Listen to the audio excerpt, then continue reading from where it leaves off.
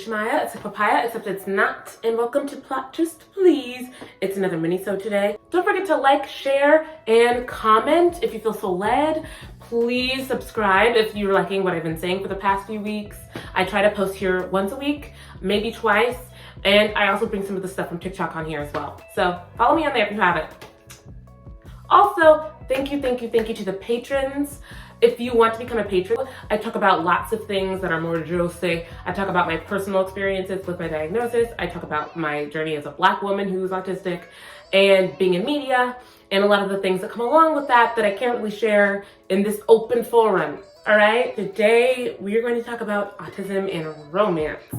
I know the setting is a little bit different than what I usually do, but I thought I'd try something just a little different. I thought I'd mix it up today. I think there's a huge assumption that autistic people do not feel romance or don't desire romance or romantic love, but that's just not true. A lot of us, we have a different definition of what love looks like to us, specifically romantic love. Now, mind you, some autistic people don't desire romantic love, and that's perfectly fine. Some people in general don't desire romantic love, which is also fine. No one is required to pursue that, even though society makes us feel like we do have to do that. So the thing is, because of the structures that society sets for romance and for how romance can seem to manifest, a lot of autistic people end up having either one or two romantic partners for their entire lives or no romantic partners throughout the course of their life.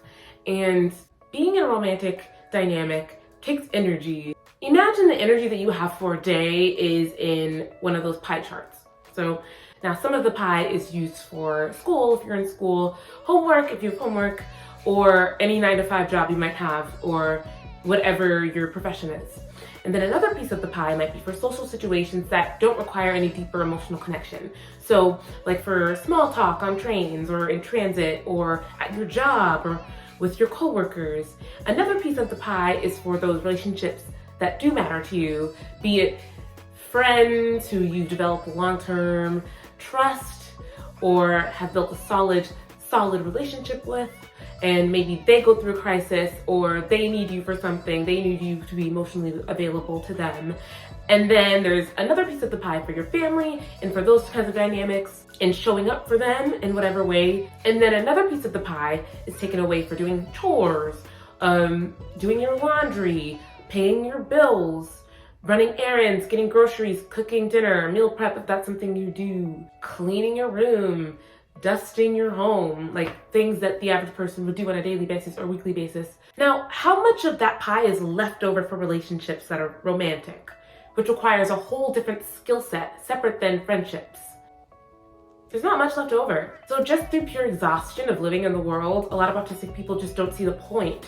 Especially if all of these rules that are set for romance and for dating culture and for making long-term romantic relationships happen is built on skills that we don't have, skills that require you to read between the lines, skills that require you to have nonverbal communication, that require you to just figure out what the other person wants. And sadly, it is not the norm to be communicative, especially in Western culture. You just don't expect it. It's not the norm. And moreover, blunt, honest communication with no filter, with no ulterior motive, with no muddiness is present.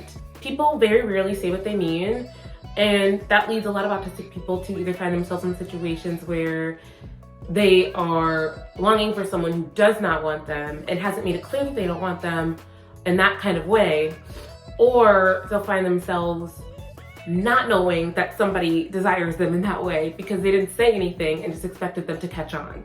They're not gonna catch on. I think another thing that's often misconstrued is the idea of appreciating romance separate from your own life and at the same time not wanting it in your life. Some people just don't want that. Some people just don't want the pressure of being someone's partner, especially lifelong partner. Some people just don't want that, but can appreciate that from a media standpoint, can appreciate watching a rom-com for giggles, or can appreciate witnessing their friend get married or witnessing their friend being in a loving, long-term romantic relationship. But they might not want that for themselves, and that's totally fine. It really depends on the autistic person, just like it would depend on any individual, period. what they want and how they even define romance. Other misconceptions about autistic people and romance: we don't all hate to be touched, we aren't all asexual, and we don't all have trouble emoting. Some of us have trouble hiding emotion to the point where everything we're feeling is kind of just on our face and we can't not show it. Some of us are very emotionally literate, more so than the average person who's not autistic. Some of us show care by using words of affirmation. Some of us enjoy quality time. Some of us enjoy more alone time than most people. Some of us have very, what might seem as eccentric ideas as to what romance is and to what a healthy relationship is. For example, I know some autistic people whose ideal relationship scenario is it's a long distance relationship and their partner lives across the globe and they live in their homestead and they see each other once every other month or once a month. They fly back and forth and that's when they see each other and they have their own separate lives, and that is good for them. I mean, who am I to judge that? If you want to hear about my personal romantic endeavors and how I've just had to navigate that in terms of maturing as an autistic person, then you're gonna have to become a patron because that stuff is too juicy for the mainstream, okay? Link below. Also, the newsletter went out today for the patrons, so check your emails, folks. Happy Love Day, everybody. Don't forget to love on yourself and stay weird. Bye.